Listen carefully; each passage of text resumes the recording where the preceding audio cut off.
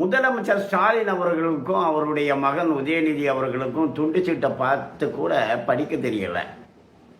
பார்த்து படிக்கிறதுக்கும் தடுமாறுறாங்க. அந்த அளவுக்கு தான் அவங்களுக்கு ஒரு அறிவு இருக்குது.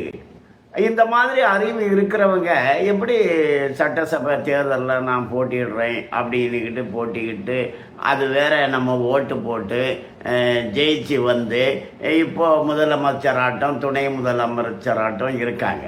தெரிஞ்சு செய்கிறாங்களா தெரியாமல் செய்கிறாங்களா அப்படின்னு தெரியலை. இவங்க பண்ணுறது எல்லாமே விதிமீறல் தான் பண்ணுறாங்க. இப்போது அரசாங்கம் அப்படிங்கிறது மத்திய அரசாங்கம் தான்.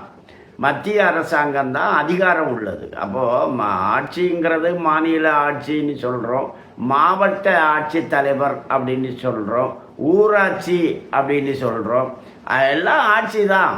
ஊராட்சியில் கூட ஒரு சட்டம் இயற்றலாம், மாவட்ட ஆட்சித்தலைவர் கூட ஒரு கவர்மெண்ட் ஜிஓ போடலாம், ஒரு சட்டம் இயற்றலாம், மாநிலங்கள் சட்டம் இயற்றலாம்.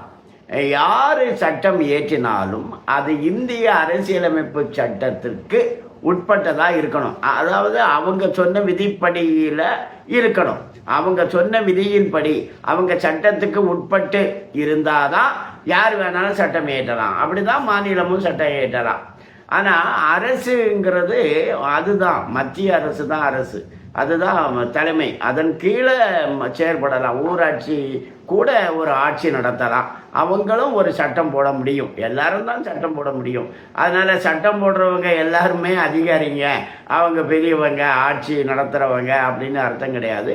அந்த வகையில் மத்திய அரசை அனுசரித்து ஒத்துக்கொண்டு மத்திய அரசுக்கு உதவக்கூடிய வகையில் தான் மாநில அரசு இருக்கணும். ரெண்டு அரசும் சேர்ந்து தான் செயல்படணும்.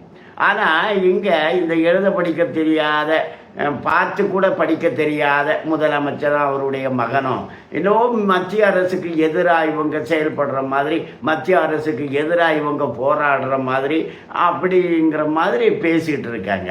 இது தெரிஞ்சு பேசுகிறாங்களா தெரியாமல் எல்லாம் பேசலை, வேணும்னு தான் பேசுகிறாங்க. அப்படி மத்திய அரசுக்கு எதிராக இந்த அரசாங்கம் போராடுது, நாங்கள் போராடுறோம், நீங்கள் எங்களுக்கு ஓட்டு போடுங்க அப்படின்னு கேட்குறாங்க. அது எப்படி மத்திய அரசுக்கு எதிராக தமிழ்நாட்டில் இருக்கவங்க எப்படி போராட முடியும்? மத்திய அரசு தான் தமிழ்நாட்டுக்காக செயல்படக்கூடிய அரசாக இருக்குது. தமிழ்நாட்டு மக்களுக்காக செயல்படக்கூடிய ஒரு அரசுக்கு எதிராக தமிழ்நாட்டு மக்கள் எப்படி போராடுவாங்க? இந்த மாதிரி விவரமே இல்லாதவங்க எப்படி எம்எல்ஏ ஆனாங்க? இவங்க எப்படி மந்திரி ஆனாங்க? இவங்களை நாம் எப்படி ஏற்றுக்கொண்டு இருக்கிறோம் அப்படிங்கிறது இந்த கேள்வி அவங்களுக்கானதில்லை, நமக்கானது தான். வணக்கம்.